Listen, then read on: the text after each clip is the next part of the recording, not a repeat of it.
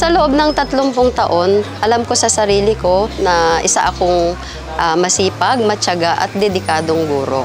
Nung nakilala ko si Great Life po ang nagbigay ng opportunity para makilala ko na meron pa pala akong pwedeng gawin, hindi lamang isang bilang guro. Meron pa pala akong pwedeng improve sa sarili ko to be hindi nga lang better kundi to be the best version of myself. Isang company na magbibigay sa'yo ng oportunidad para mabago ang buong aspeto ng buhay mo. Sa generation kasi namin as Gen Zs, we have this conception na ayaw namin maghirap. Ang gusto namin, instant, mabilis, kailangan yung agad makuha. Dito sa Great Life kasi, may trainings kasi na binigay sa amin and dun ko na-change yung mindset ko. Parang mas na-apply ko na siya sa work ko as a government employee. And since baguhan pa lang ako, mga 1 year and 6 months pa lang ako sa government as Gen Z, parang naroon lang yung thinking natin.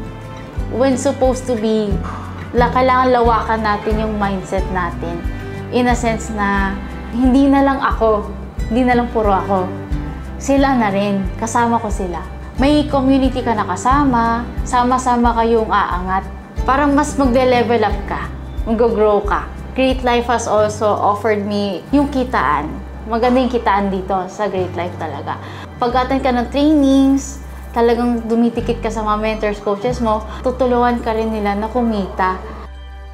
Ang pinakamalaking naibigay sa akin ng Great Life is yung pag-asa at oportunidad na katulad ko na dating estudyante na naghahanap ng before ng trabaho na hindi natatanggap. Ang pakiramdam ko nung hindi ako natatanggap, nawawala na akong pag-asa na kung paano ako makakatulong sa pamilya dahil wala nga akong degree, hindi ako nakapagtapos and nag-try ako mag-apply. Sadly is hindi talaga natatanggap. Kasi may mga requirements na hindi ako pasok sa standards ng na-applyan ko. Nakita ko tong Great Life is welcome lahat. Hindi tinitingnan kung anong natapos mo, kung anong degree mo sa buhay. Basta may pangarap ka, pwedeng-pwede ka dito. Nagpapasalamat ako sa Great Life. Dati, yung pangarap ko na makatulong sa pamilya ko and sa nanay ko, ngayon nagagawa ko na.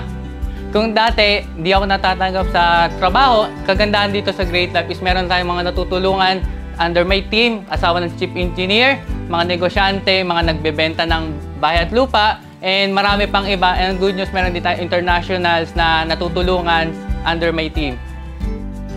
As a housewife naman, bilang asawa ng seaman, siyempre gusto ko ring kumita at nakatulong naman sa akin ang Great Life sa aking pagninegosyo.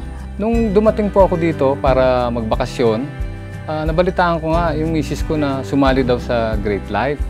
Sa akin, sige, tuloy mo yan. Kung kumikita ka dyan, okay lang sa akin. Kumikita ako, kumikita rin siya. As a housewife kasi, siyempre gusto ko rin maramdaman na kumikita ako sa sarili ko. Hindi yung palaging umaasa sa mister. Nung dumating na naman ako uli, ito medyo malaki na kinikita niya, no?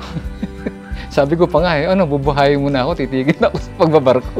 Nung isang buwan, kumita tayo ng 100K. Maaari tayong magkaroon ng passive income Hindi ang pagbabarko kasi hindi naman pangmatagalan to, lalo na tumatanda ako. Kung tumigil ako, at least may passive income pa rin si Mrs.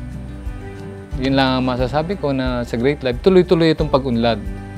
Kaya para sa akin, isang malaking bagay na naibigay sa akin ng Great Life. Yung magkaroon ka ng self-worth at confidence sa sarili. Proud ako sa kanya.